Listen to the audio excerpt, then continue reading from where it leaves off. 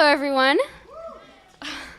So apparently I'm the first one to go tonight. Pressure. But you have to start with someone, right? So let's get into it, and welcome to Art Talk.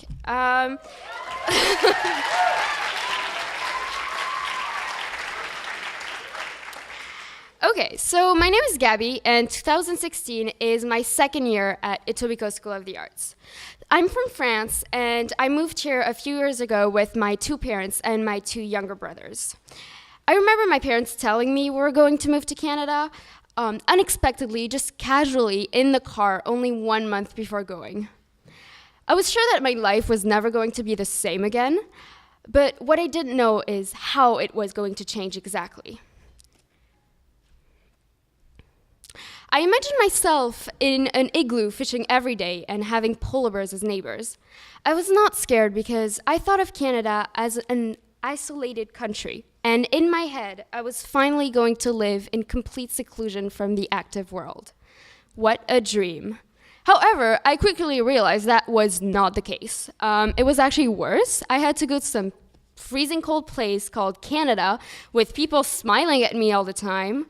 A place where I did not know anyone and where I had to learn a totally new language.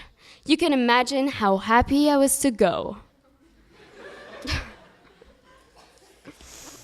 So I was already a pretty shy kid, and I always preferred to stay in my comfort zone instead of forcing myself to go meet other people.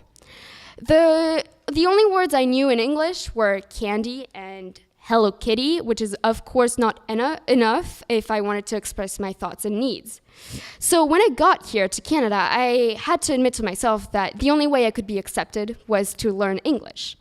The first years were not that easy. Each time I was forced to talk, I would get tomato red and my body would shake and my mouth would tangle.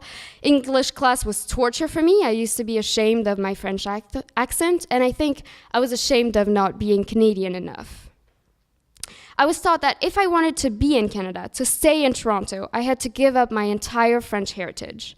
So obviously, as years went by, I started to feel detached from my fellow French people. And I was surprised of how good it felt. I was finally free of all the expectations, restrictions, and limits. I felt free of myself.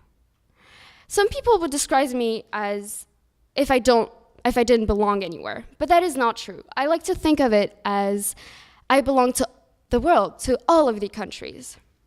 Why are we expected to only feel like we can only connect with people from the same nation? Why should I feel more empathetic to a French than to an Indian? Why should I identify more with a Canadian than to an Egyptian? But then again, I'm only 15 years old, right? I don't know what I'm talking about. Maybe I'm just being too optimistic or simply too young to see the barriers in front of me. But what will happen when those barriers will not physically exist for anyone anymore? So this is a picture of our Earth evolution from the Pangea state to now. And then the next picture is from now to the future. So apparently, according to scientists, our continents are currently all together drifting towards the center. So tell me, how will I survive when all parts of our planet are going to merge back together if I still think I'm better than other people from other countries? How will I know how to communicate, to love, and to understand who the real stranger is?